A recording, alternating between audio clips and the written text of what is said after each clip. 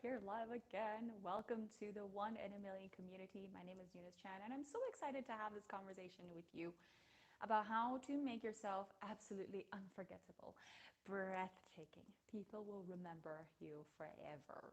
So I have just done this video just now, but then I hit delete by accident. So I'm going to be doing it all over again. So if you have already watched this video, you've already tuned into the live, like welcome back, say hi. Let me know if you guys are here in the chat and in the comments. If you guys are following along, just type along and let's have a conversation and I can come back, to reply to you after this video is over. So, oh my gosh, I am so excited about like talking to you guys about this because this is one of the questions that I have been asked like over and over again in my career, especially now that I'm, sharing more about how to self-express, how to speak, and talking about camera confidence and being more present in front of the camera.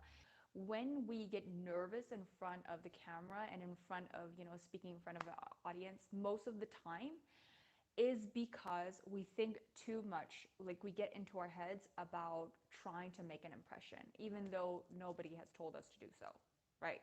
Nobody ever tells you to make an impression.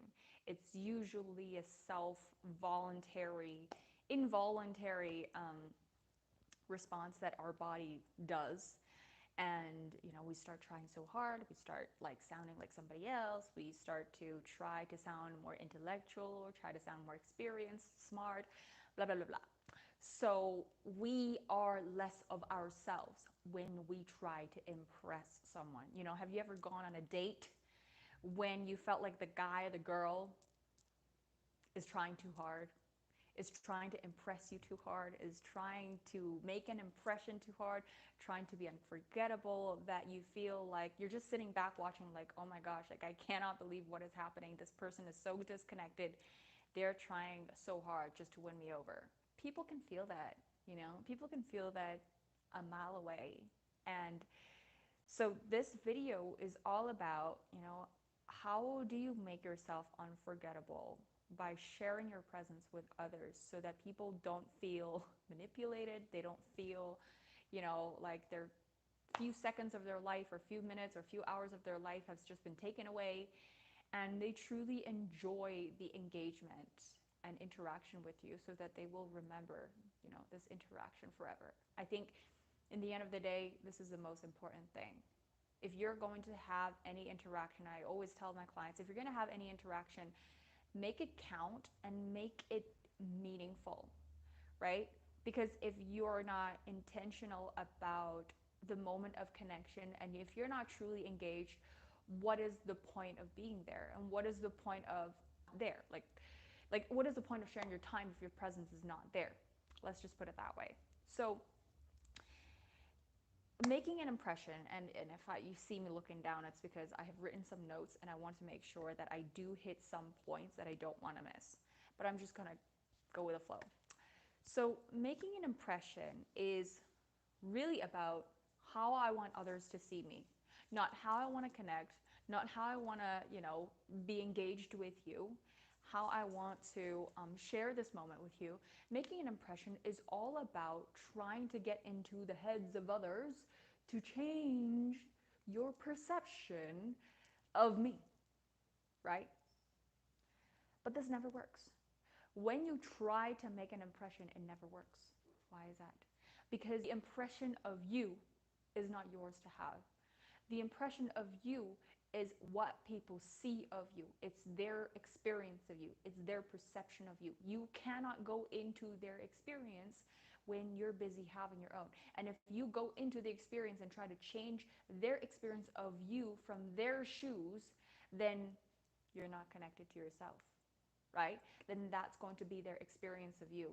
Is like, okay, well, this person is trying so hard. This person is not connected to themselves. This person is just trying to impress me, but but whatever is going on right here is not a true connection, a true moment of connection.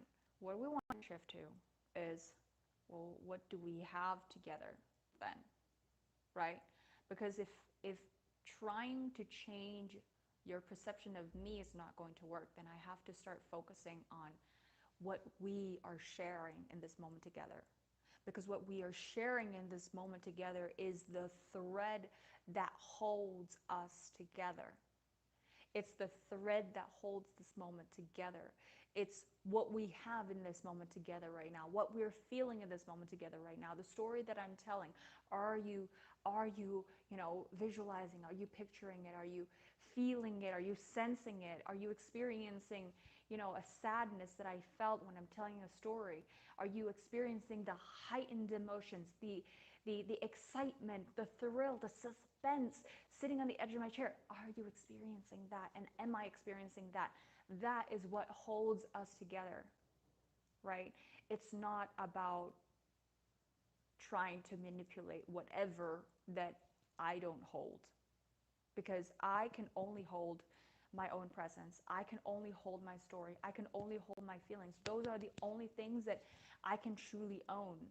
But I cannot own, I cannot control, I cannot manipulate how you see me and your perception that you have of me. I can never change that. And that's why when you try to impress someone, that never works. So, you know, one of the things that um, one of the things that I think most people forget when they speak and when they connect with people is that people are truly here to connect with you. People crave connection everywhere. That is the fact. People want to know that when I invest in a moment with you, when I am here to spend a moment with you, that my moment is well spent. But if you're spending the moment so busy thinking about yourself and creating an image and creating an impression that I'm actually not really getting anything out of it, right? Even though I'm hearing information, I'm receiving information, but you know what? Like, it's just, you're so busy being in your own world creating an impression that I just feel so disconnected and I'm not really feeling you at all, then my moment is not well spent. But I gave a piece of my life, gave a piece of my time, I gave a piece of my moment to spend time to connect with you. So if I'm going to be here in the room with you, you better connect with me, because otherwise, what are we doing here? What's the point of this? If information itself is what you're giving, then I can just read it from a paper. I can just read it from a document. You could just email it to everyone, and we could just read it from there. Like, why would I need to spend this moment and listen and tune in to you, right? So let's not forget that when we are sharing a moment with someone, they are also sharing a moment with us. That's powerful. This is what truly communication is about, right? It's about actually sharing a moment together. Now, when I make an impression, what I'm saying to myself, like subconsciously, and what I'm saying to other people is that, well, I don't feel quite enough, right? Because if I feel enough, then your impression of me now was fine, right? Your impression of me now is just what it is. What you see is what you get. But when I am trying to send out the message that what you see is not what you actually get, and I'm trying to heighten what you see so that you will think that the perceived value of what you get is more, then there's going to be a mismatch of expectation. If I am trying to make an impression and I'm trying to impress you, right? Then how I see myself is right here. But then what I want you to feel about me is like right here. So I'm trying to essentially make myself look higher. I'm trying to make myself look bigger. I'm trying to make myself look better. I'm trying to make myself sound more experienced, sound more professional, sound more, sophisticated, or whatever it is on the spectrum that I'm trying to achieve to create this impression of me. But deep down, I know that's not true. In secret, in private, I know that's not true. And that creates imposter syndrome. That makes you feel like, oh, you know what, I'm actually not the real deal. That hurts your confidence. But if you can stand firm, you can truly own your presence. You can truly own, like, hey, you know what, this is who I am. What you see is what you get. If you don't like to hear me, well, I mean, that's kind of unfortunate. I would have loved to appreciate your presence, but I'm not going to try to manipulate your impression of me that doesn't belong to me. We are going to at least have some honesty around here, right? But if I don't think that I am really the real deal, but I try to make myself look like the real deal, I'm going to feel so hollow inside. I'm going to feel so empty inside. I'm going to feel unsatisfied with my presentation and with my sharing, because I feel like, I'm just faking it, and I'm really no one to be sharing what I'm telling people right now. Then it's going to take away from your presence and from your experience, and it's also going to rob people from their time as well, and we don't want to do that. So owning who you are is the best way to go forward, is the best way to go into an interaction with someone, and give people the freedom to choose if they actually want to tune into you and listen to you, right? Because we cannot force people to like us. We cannot force people to want to follow us or listen to us. We cannot force people to resonate with us.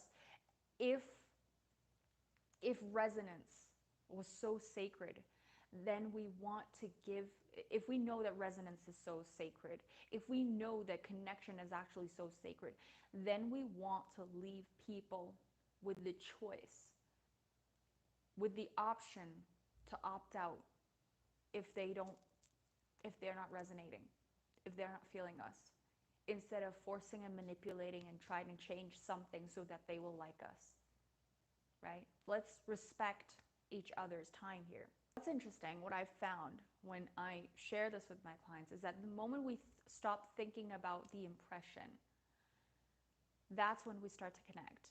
The moment we start trying to create something that is outside of the energy that I am in, the moment that I don't, I'm not trying to create an image, then that's the moment that I step back into the energy of what I'm saying.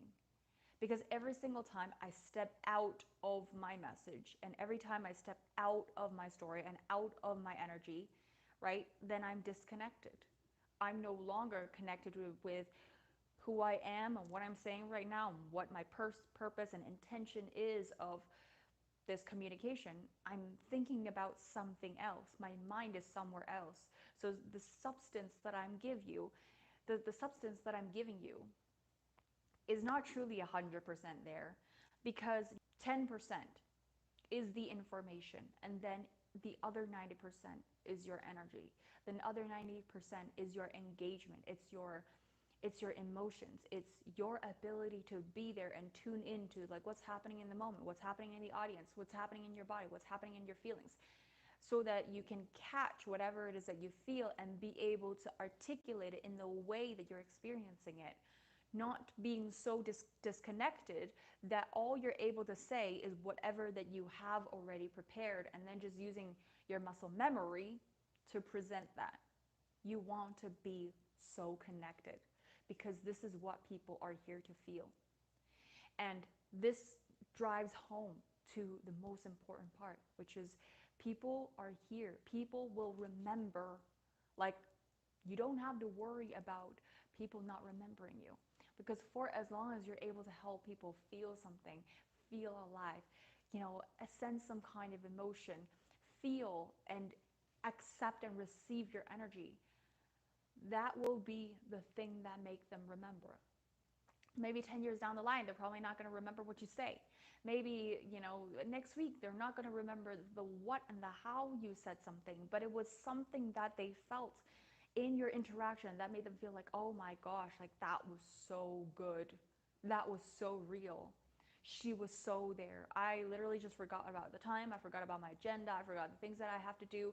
I forgot that she was, I forgot that she was, up on the stage or whatever. I just, I felt like it was just us in the room. I felt like she was talking directly to me. That's what I felt like. You're not going to, make sure that people remember everything that you say, but you can help people to feel that moment of connection, such that they will never forget that moment of connection, that moment of resonance that they have with you. That, my friends, is what makes that is what makes a lasting memory. That is how you leave a print on their hearts. You literally leave a mark in their hearts where they're like, wow, what just happened? Like, I haven't felt that in a long time. Because in a world where everyone is disconnected, everyone is over prepared and under present, in a world where everyone is trying to impress everybody else, your energy is going to speak the loudest. Your presence is going to be the most valuable asset. Not your preparation, not your knowledge, not your expertise, even though those things are also very important, but they will not replace your presence. Your presence is what makes people feel, it's what makes them remember, it's what makes them feel alive, it's what makes them want to come back for more, right? So I hope this video helps you. I hope you're able to feel my presence in this video. Let me know if you do. And let me know if this has helped you in any way. And if you feel like this video is going to benefit someone that you know, right? Whether if they are on a journey of self-development, or if they are someone who wants to become better and more anchored in their own personal presence, this is massively going to help them. Please help me share this forward with them. So with that said, thank you so much for sharing your moment with me. Thank you for sharing your awareness and your presence with me. I really, really appreciate it. And with that said, take care, and I will be seeing you in the next video.